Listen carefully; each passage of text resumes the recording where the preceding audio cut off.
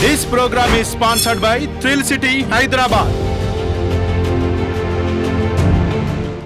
నమస్తే, welcome to 4 Sides TV. నేను మీ సంపత్ కుమార్. ముందుగా బులెటిన్లో హెడ్లైన్స్ చూద్దాం. జగన్ రాజకీయాల్లో ప్రమాదకరం, మాజీ సీఎంపై చంద్రబాబు హాట్ కామెంట్స్.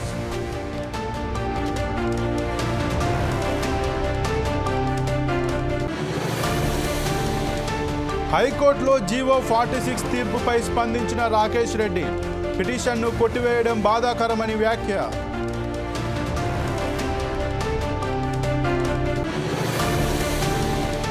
మరి కాసేపట్లో కేసీఆర్ను కలవనున్న కవిత, ఎర్రవల్లి ఫామ్ హౌస్కు బయలుదేరిన ఎమ్మెల్సీ.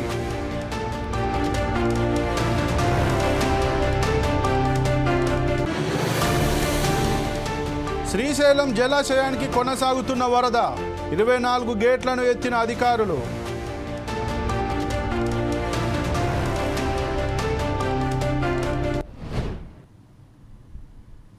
మాజీ సీఎం జగన్పై సీఎం చంద్రబాబు హాట్ కామెంట్స్ చేశారు. జగన్ రాజకీయాల్లో ఉండటం దేశానికి ప్రమాదమని అన్నారు. కియా లాంటి కంపెనీకి కూడా ఇవ్వాల్సిన రాయితీలు ఇవ్వకుండా బకాయిలు పెట్టారని విమర్శించారు.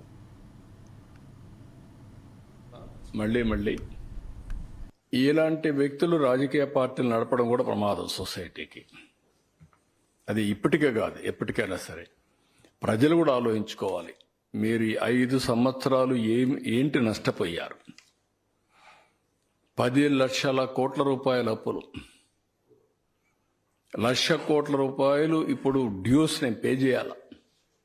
ఎవ్రీ డే మా ఆఫీస్ చుట్టూ తిరిగేవాళ్ళు, డబ్బులు మాకు ఇవ్వాల్సి, మేము చచ్చిపోతున్నాం, నా కంపెనీ దివాలా తీసింది, బ్యాంకులంతా జప్తు చేస్తున్నారు, మీరు ఇవ్వకపోతే నా ఆస్తులు పోతాయి అని తిరిగేవాళ్ళు. ఎవరికి ఆక్సిజన్ ఇవ్వాలో తెలియదు. ఇప్పుడే వచ్చారు కియా మోటార్స్. సౌత్ కొరియాకి వెళ్ళాను, కియా మోటార్స్ తేవడానికి సౌత్ కొరియాకి నేను వెళ్ళాను. వాళ్ళ కంపెనీ చూసా, పర్సనల్గా ఇన్వైట్ చేశారు, రమ్మన్నా. ఎక్కడికి వస్తారంటే అప్పటికే గుజరాత్, తమిళనాడు, కర్ణాటక షార్ట్ లిస్ట్ వేశారు. నేను ఛాలెంజ్గా తీసుకొని మీరు నా దగ్గర రమ్మంటే, ఓకే మీరంటే నమ్మకం ఉంది కానీ అంటే మా సెక్రటరీలు అదే పని పెట్టాను. మా సెక్రటరీలు ముందుగా చైనాకి పోయి వచ్చారు, ఇదే సౌత్ కొరియా పోయి వచ్చారు, మళ్ళీ నేను పోయాను. వచ్చారు, మేము బెంగళూరు దగ్గర అయితే వస్తామన్నారు. ఓకే మీరు రండి ఇస్తా అన్నా. మీరు రమాందర్ నీళ్ళు ఎక్కడ అన్నారు. ఒక సవాలుగా చెప్పా, 8 నెలలు నాకు టైం ఇవ్వండి, గొల్లపల్లి రిజర్వాయర్ పూర్తి చేస్తా, ఆ నమ్మకం వస్తే నువ్వు ప్రాజెక్ట్ పెట్టమన్నా. గొల్లపల్లి రిజర్వాయర్ పూర్తి చేశా. అప్పుడు అన్నారు ఓకే మీరు అన్నారు బాగానే ఉంది కానీ ఎన్ని రోజులు ల్యాండ్ ఇస్తారని. ల్యాండ్ ఇచ్చా, కొన్ని కండిషన్స్ పెట్టారు లెవెలింగ్ చేయమని, ఎల్ఎన్టీ చెప్పి లెవెలింగ్ చేయించా. ఆ ప్రాజెక్టు పూర్తి చేసింది 3 ఏళ్లలో ప్రాజెక్ట్ పూర్తి చేసి ట్రయల్ ప్రొడక్షన్ తీసుకొచ్చాం. ఈరోజు 4,31,000 వెహికల్స్ని ప్రొడ్యూస్ చేశారు ఈ సెంటర్ నుంచి.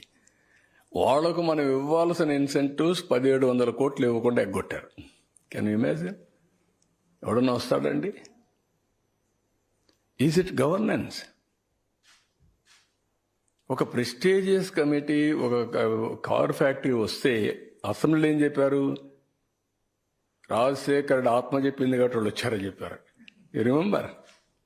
ఎంత ఫన్నీగా బిహేవ్ చేసి కడాన వాళ్ళకి ఇవ్వాల్సిన డబ్బులు 1,700 కోట్లు ఇవ్వకపోతే ఏం చేయాలి మేమని అడిగే పరిస్థితికి వచ్చారు. ఇలాంటివి కోకొల్లలు. కంపెనీలు కొలాప్స్ అయ్యే పరిస్థితి వచ్చాయి, ఆస్తులు చెప్తే అయ్యే పరిస్థితి వచ్చాయి ఈ గవర్నమెంట్ నమ్ముకొని పనిచేసిన వాళ్ళు. ఇప్పుడు same thing we are facing today. అయినా కూడా ఏమాత్రం కూడా కాన్ఫిడెన్స్ పోకుండా, మీరు ఒక ఎగ్జాంపుల్ పంచాయతీరాజ్ 990 కోట్ల రూపాయలు, అంతకంటే ముందు 2,200 కోట్ల రూపాయలు పంచాయతీల నుంచి పవర్ కట్టడానికి దాన్ని దీన్ని డైవర్ట్ చేశారు. 990 కోట్లు ఎక్కడ డైవర్ట్ చేశారు కూడా చెప్పకుండా డైవర్ట్ చేశారు. ఫైనాన్స్ కమిషన్ డబ్బులు మేము ఇవ్వని గవర్నమెంట్ ఆఫ్ ఇండియా అడ్డం పెట్టారు. 990 crores రిలీజ్ చేస్తే 1,100 కోట్లు మళ్ళా ఇస్తున్నారు. అంటే 2,000 కోట్ల రూపాయలు పంచాయతీల డబ్బులు తీసుకొచ్చాం ఈ 100 daysలో. ఇలాంటివి అనేక డిపార్ట్మెంట్లలో వీళ్ళు డబ్బులు తీసుకొని డైవర్ట్ చేస్తే నేను ఢిల్లీకి వెళ్తే నేను ఒక లిస్ట్ ఇస్తే వాళ్ళు కౌంటర్ ఒక లిస్ట్ ఇస్తున్నారు. ఏమని, మీరు ఇది చేయలేదు, మీరు డబ్బులు తీసుకున్నారు, యూసీలు ఇవ్వలేదు, మీరు డైవర్ట్ చేశారు, ముందు ఇది పరిష్కారం చేయండి, తర్వాత మేము ఈ విషయం మేము ఆలోచిస్తాం, అలాంటి మేమేం చేయలేమని. మళ్ళా వాళ్ళు ఇచ్చిన లవ్ లెటర్ తీసుకొని ఇక్కడికి వచ్చి దాని మీద మళ్ళీ ఏం చేయాలని ప్రయత్నం చేస్తున్నా. Can you imagine? Warning letter అంటారా, హెచ్చరిక అంటారా, మీ రాష్ట్రం యొక్క బ్రాండ్ అంటారా? మీకు ఇవన్నీ విషయాలు మీరేంటంటే మీకు చిన్న విషయాలుగా కనపడొస్తాయి. This is where Andhra Pradesh brand is totally destroyed. ఒక్కడు హైకోర్టులో జీవో 46 పిటిషన్ను కొట్టివేయడం బాధాకరమని బీఆర్ఎస్ నేత ఏనుగుల రాకేష్ రెడ్డి వ్యాఖ్యానించారు. ఎంతోమంది నిరుద్యోగులు దీని బాధితులని ఆయన అన్నారు.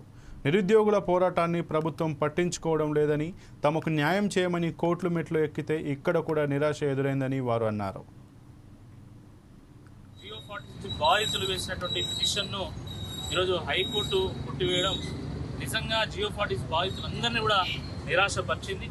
మాకు కోర్టు అయినా న్యాయం చేస్తాయనే నమ్మకంతో ఈరోజు వందలాది మంది వాళ్ళు జొమాటోలు వేసి, దాని తర్వాత క్యాటరింగ్ చేసి, కూలి పని చేసి, వాళ్ళు రూపాయి కూడబట్టి లాయర్లను పెట్టి ఈరోజు హైకోర్టులో పిటిషన్ వేస్తే ఆ పిటిషన్ కూడా మరి కొట్టివేయబడడం నిజంగా చాలా దురదృష్టకరం. గౌరవ హైకోర్టు మీద, గౌరవ న్యాయస్థానాల మీద మాకు సంపూర్ణమైనటువంటి విశ్వాసం ఉంది. తప్పకుండా మరి జడ్జి గారు ఇచ్చినటువంటి తీర్పును పూర్తిగా మరి చదివి పూర్తిగా రివ్యూ చేసి ఏ రకంగా ఈ తీర్పును ఇచ్చారని చెప్పేసి మరి అనలైజ్ చేసిన తర్వాత న్యాయపరంగా దీని విషయంలో ఎట్లా ముందుకెళ్లాలనే దాని మీద మేము నిర్ణయం తీసుకుంటాం. కానీ ఈ సందర్భంగా మేము ప్రభుత్వాన్ని ప్రశ్నిస్తున్నాం.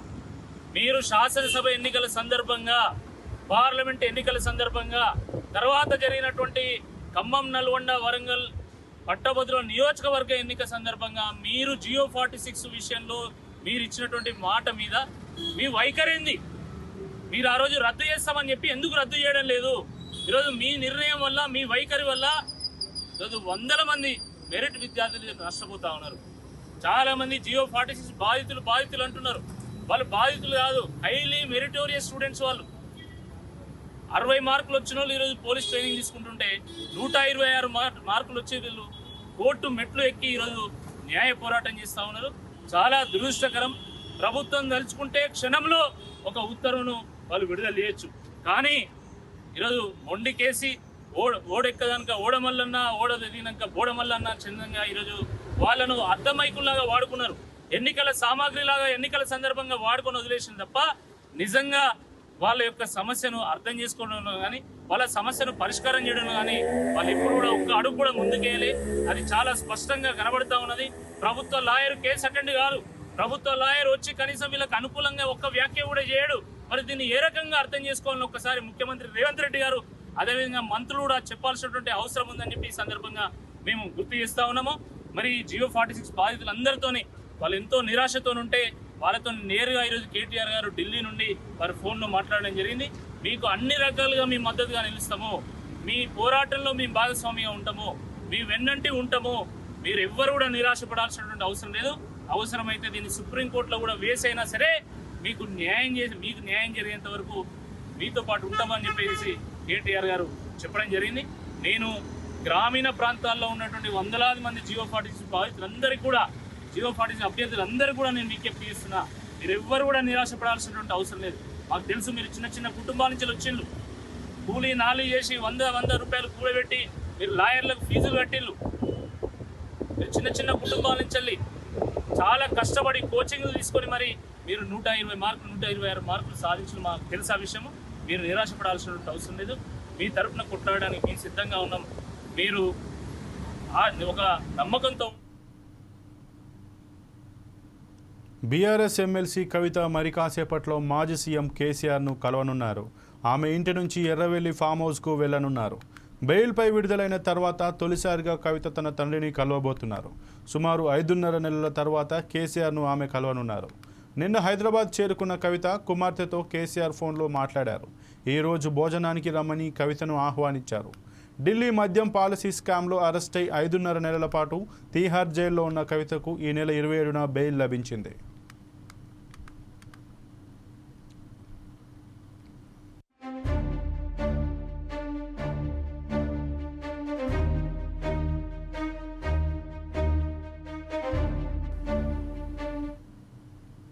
అయితే నిన్న లిక్కర్ కేసు సిబిఐ ఛార్జ్పై ట్రయల్ కోర్టులో విచారణకు హాజరు కావాల్సి ఉండగా దీంతో ట్రయల్ కోర్టు విచారణకు ఎమ్మెల్సీ కవిత, మనీష్ సిసోడియా ఇతర నిందితులు వర్చువల్గా హాజరయ్యారు. వాదనల అనంతరం లిక్కర్ కేసు సిబిఐ ఛార్జ్షీట్పై విచారణను సెప్టెంబర్ 11వ తేదీన జడ్జి కావేరి బవేజా వాయిదా వేశారు. దీంతో విచారణ అనంతరం మధ్యాహ్నం కవిత ఢిల్లీ నుంచి హైదరాబాద్కు పయనమయ్యారు. శంషాబాద్ విమానాశ్రయంలో ఆమెకు బీఆర్ఎస్ శ్రేణులు ఘన స్వాగతం పలికారు. అయితే ఈ సందర్భంగా కవితపై పార్టీ శ్రేణులు పూల వర్షం కురిపించాయి.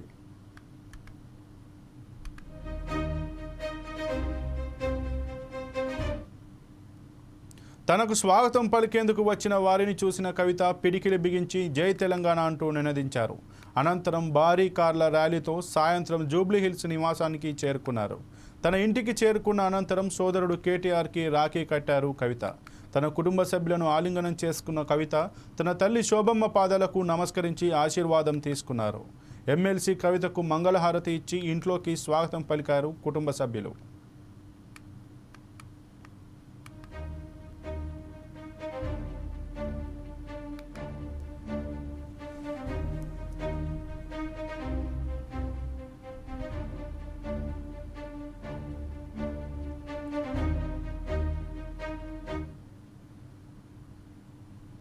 ఎగువన కురుస్తున్న భారీ వర్షాల కారణంగా జూరాల ప్రాజెక్టుకు భారీగా వరద నీరు వచ్చి చేరుతుంది.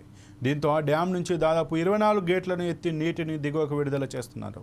ఈ క్రమంలో శ్రీశైలం జలాశయానికి భారీగా వరద పెరిగిపోయింది. దీంతో బుధవారం ఉదయం 3 గేట్లను ఎత్తిన అధికారులు గురువారం తెల్లవారుజామున మరో 4 గేట్లను ఎత్తారు. మొత్తం 7 గేట్లను 10 అడుగుల మేర ఎత్తి దిగువకు నీటిని విడుదల చేస్తున్నారు. కాగా శ్రీశైలం జలాశయానికి ప్రస్తుతం 2,62,462 క్యూసెక్కులు ఇన్ఫ్లో వస్తుండగా 2,65,233 క్యూసెక్కుల నీటిని గేట్ల ద్వారా విడుదల చేస్తున్నారు. అలాగే డ్యాం కుడి, ఎడమ జల విద్యుత్ కేంద్రాల్లో విద్యుత్ ఉత్పత్తిని కొనసాగిస్తున్నారు.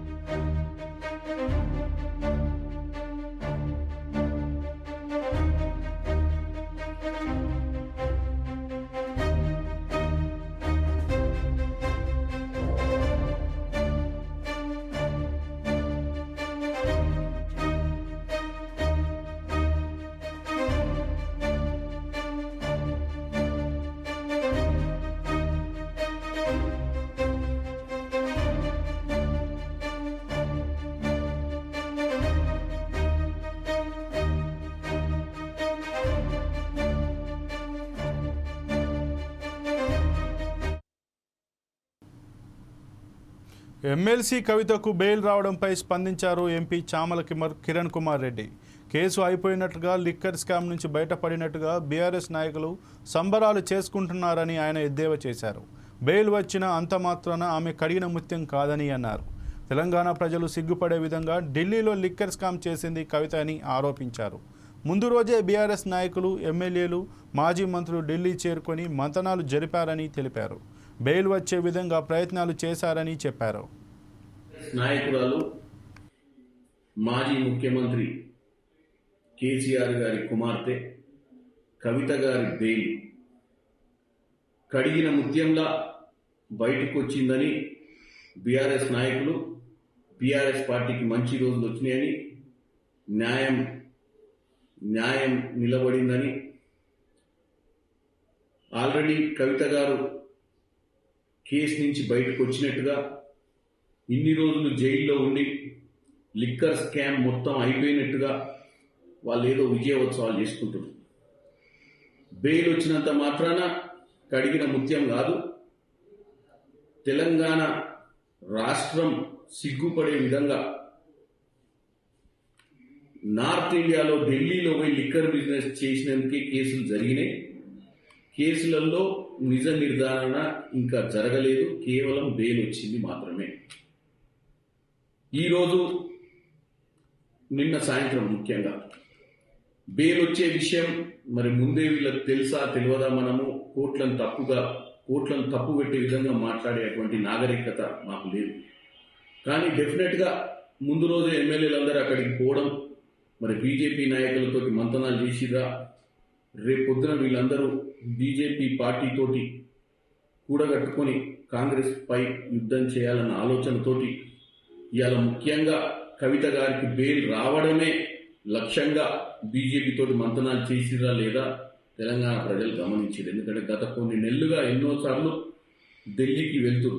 మా ముఖ్యమంత్రి గారు ఎన్నోసార్లు ఢిల్లీకి వెళ్తురు అని చెప్పిన కేటీఆర్ గారికి ఒక విషయం చెప్పాలి. ఈయన అక్కడికి వెళ్ళింది ముఖ్యమంత్రి గారు రాష్ట్ర వ్యవహారాలు చక్కదిద్దడానికి, మంత్రులను కలవడానికి, అన్ని శాఖల మంత్రులు పెండింగ్ విభజన హామీల పెండింగ్ విషయాలు, రావాల్సినటువంటి నిధుల కోసం ముఖ్యమంత్రి గారు వెళ్తే, మరి మీరందరు గత కొన్ని నెలలుగా కేవలం కవిత గారి బెయిల్ కోసము బీజేపీ నాయకులతోటి అడ్వకేట్లతోటి మంతనాలు చేయడానికి వెళ్ళినట్టుగా ఎన్నోసార్లు నిదర్శనాలు ఉండే, ఎన్నో విధాలుగా తెలంగాణ ప్రజలు కూడా అర్థం చేసుకున్నారు మీ కదలికలు.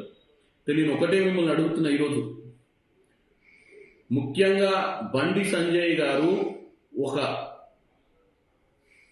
సహాయ మంత్రిగా ఉండి అభిషేక్ మను సింఘ్వి అనే ఒక భారతదేశంలోనే అత్యున్నతమైనటువంటి న్యాయవాది ఈరోజు కేసు వాదిస్తే దాన్ని కాంగ్రెస్కి అంటగట్టుతున్నావు. నేను ఒకటే అడుగుతున్న బండి సంజయ్ గారు, మీ తోటి ఎంపీ రఘునందన్ రావు గారు గతంలో ఓవైసీ సోదరులను జైలుకు పంపిస్తే వాదించి వాళ్ళని రిలీజ్ చేసిన, మరి బీజేపీ ఆ రోజు ఎంఐఎం తోటి అంతా కాగినట్ట ఏందో మీరు చెప్పాలి.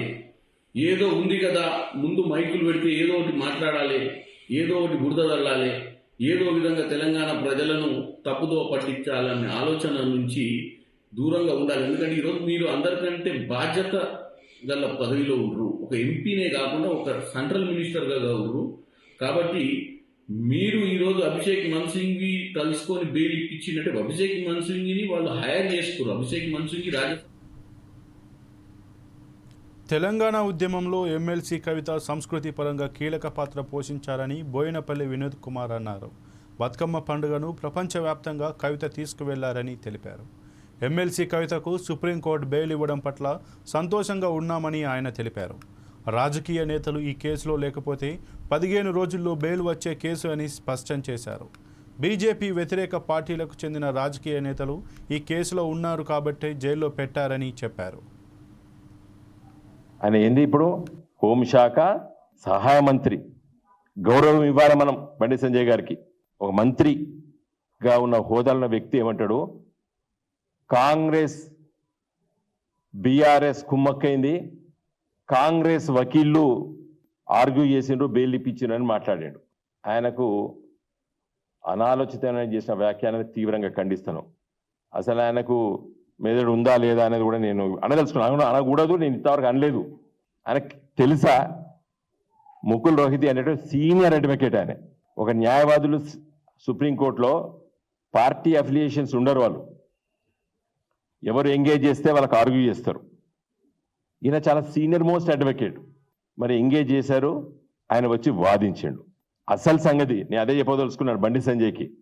నీకు తెలుసా, ఈ ముకుల్ రోహితి మీ మోడీ గారికి 5 సంవత్సరాలు పార్లమెంట్లో కేంద్ర ప్రభుత్వానికి సుప్రీంకోర్టులో అటార్నీ జనరల్గా పనిచేసాడు. ఎన్నేళ్ళు? 5 సంవత్సరాలు ఈ బీజేపీ ప్రభుత్వానికి సుప్రీంకోర్టులో ఒక రాజ్యాంగబద్ధమైనటువంటి పదవి అది. అటార్నీ జనరల్ అంటే అది కాన్స్టిట్యూషనల్ పోస్ట్. ఎవరిచ్చిండ్రది? నీ పార్టీ, నీ ప్రభుత్వం. అంటే నేను ముకుల్ రోహిత్ గారు మీ పార్టీ వ్యక్తిగా నేను భావించడం లేదు. Is a senior most advocate. నువ్వు ఏం మాట్లాడతావు? తెలివితో ఒక మాటలు. ఇలా తెలుగు ప్రజలు అందరూ కూడా సిగ్గుపడాలి. ఇలాంటి ఒక కేంద్ర మంత్రి, నీ అదృష్టం ఉన్నది అక్కడ దాకా ఎదిగినవు. ఆ హోదాను కాపాడు బండి సంజయ్. ముకుల్ రోహిత్ తెలుసా నీకు? ఆయన అటార్నీ జనరల్గా పనిచేసిండు. ప్రధానమంత్రి గారు మోడీ గారు నియమించిండు. సుప్రీంకోర్టులో 5 ఏళ్ళు పనిచేసిండు. బీజేపీ అధికార ప్రతినిధి అమర్నాథ్ పలు ఆసక్తికర వ్యాఖ్యలు చేశారు. వక్ఫ్ బోర్డు పేరిట పలు ఆక్రమణలు జరుగుతున్నాయని ఆయన ఆరోపించారు.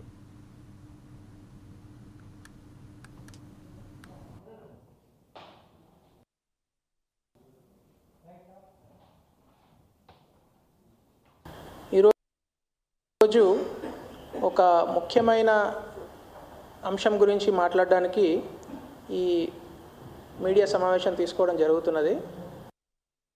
మన రాష్ట్రంలోనే కాదు, మొత్తం దేశంలోనే ఈ వక్ఫ్ చర్చ జరుగుతున్నది. నిన్నటికి నిన్న వక్ఫ్ అమెండ్మెంట్ బిల్లు 2024 పేరు మీద పార్లమెంట్లో చర్చ జరిగిన తర్వాత జేపీసీకి ఇవ్వడం జరిగింది. దాన్ని తెలంగాణ వక్ఫ్ బోర్డు నిన్న తిరస్కరించడం జరిగింది. సో అంటే అది ఊహించిందే వాళ్ళు తిరస్కరిస్తారని, ఎందుకంటే వాళ్ళు తిరస్కరించకుంటే మనం ఆశ్చర్యపోవాలి. ఎందుకంటే తెలంగాణ వక్ఫ్ బోర్డు ఎన్నో సంవత్సరాలుగా ఎంఐఎం కనుసన్నలలో, ఎంఐఎం చేతులలో ఉన్నదనేది మనందరికీ అర్థమవుతున్న విషయము. నిన్న అసదుద్దీన్ ఓవైసీ కూడా అదే విషయం మాట్లాడడం జరిగింది.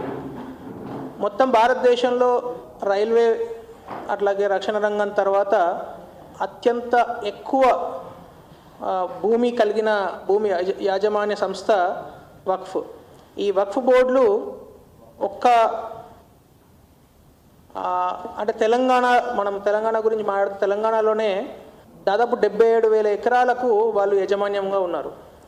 ఒక్క వక్ఫ్ బోర్డుతోనే అనేక మంది పేద ముస్లిం కుటుంబాలు వక్ఫ్ ట్రిబ్యునల్లో కేసులు కొట్లాడుతున్నారంటే దాదాపు 90% మంది, ఆ కేసులలో 90% మంది ముస్లింలే ఉన్నారు. అట్లాగే నేను కొన్ని ఎగ్జాంపుల్స్ కూడా మీకు చెప్తాను. సమీనా సయ్యద్ అనే ఒక వృద్ధ మహిళ 100 కోట్లకు సంబంధించిన ఆస్తి వక్ఫ్ ప్రాపర్టీ ఎంఐఎం గుండాలు, ఎంఐఎం నాయకులు కబ్జా చేయడం జరిగింది. అట్లాగే హైటెక్ సిటీలో మనందరికి తెలుసు, అక్కడ ఒక పెద్ద బిల్డింగ్ కట్టారు ఎంఐఎం వాళ్ళు. సో ఎంఐఎం గుండాలు వాళ్ళు ఆక్యుపై చేయడం జరిగింది. సో మనకు తెలంగాణలో ఎవరు అధికారంలో ఉన్నా, హైదరాబాదులో ఎవరు అధికారంలో ఉన్నా, హైదరాబాదులో రాజ్యం చెలాయించేది ఎంఐఎం అనే విధంగా హైదరాబాదును వాళ్ళ చేతులలో పెట్టడం మనం చూస్తున్నాం. కాంగ్రెస్ పార్టీ గత 20 సంవత్సరాలుగా 2004లో కాంగ్రెస్ పార్టీ అధికారంలోకి వచ్చిన తర్వాత నుంచి కూడా ఎంఐఎం చేతిలోనే అనేక కబ్జాలు, కుంభకోణాలు, అట్లాగే ముఖ్యంగా ల్యాండ్ డీలింగ్స్, ఇటు నాలాలు, చెరువులు కబ్జా చేయడమే కాకుండా వక్ఫ్ ప్రాపర్టీస్ కూడా కబ్జా చేస్తున్నారనేది మనం అనేక ఉదాహరణలు చూస్తున్నాం. నిన్నటి నుంచి సోషల్ మీడియాలో బాగా ఉధృతంగా చర్చ జరుగుతున్నది సల్కం చెరువు గురించి. మీకు చర్చ చూస్తున్నారు. ఆ చెరువులో ఫాతిమా ఓవైసీ అనే పేరు మీద ఒక కాలేజీని హైడ్రా సంస్థ ఇప్పటివరకు కనీసం దానికి నోటీసులు కూడా ఇవ్వలేదంటే ఇప్పుడున్న కాంగ్రెస్ ప్రభుత్వం కూడా, వాళ్ళు అభయహస్తం అనే చెప్పుకునే భస్మాసుర హస్తం కూడా ఎంఐఎం ఓవైసీ చేతిలోనే ఉన్నదనేది చాలా క్లియర్గా కనబడుతున్నది. అంటే గత 10 సంవత్సరాల నుంచి TRS party car steering MIM చేతిలో ఉన్నదనేది అనేక సార్లు ఓవైసీ అట్లాగే బీజేపీ నాయకులు చెప్పడం జరిగింది. కానీ ఇప్పుడు కాంగ్రెస్ పార్టీ కూడా, రేవంత్ రెడ్డి గారి ప్రభుత్వం కూడా అసదుద్దీన్ ఓవైసీ చేతిలోనే ఉన్నది అంటే అది పెద్ద ఆశ్చర్యపోవాల్సిన అవసరం లేదు. So MIM party, Owaisi brothers, వాళ్ళ యొక్క గూండాలు, వాళ్ళ యొక్క నాయకులు చెప్పు చేతులలోనే ఈ వక్ఫ్ బోర్డు, వక్ఫ్ ల్యాండ్లు కావచ్చు, అట్లాగే హైదరాబాద్లో ఉన్న అనేక ప్రాంతాలలో నాలాలు, చెరువుల. ఇక ఇవి ఇప్పటివరకు బులెటిన్లో ఉన్న అప్డేట్స్. మరిన్ని అప్డేట్స్ కోసం చూస్తూనే ఉండండి 4 Sides TV. This program is sponsored by Thrill City, Hyderabad.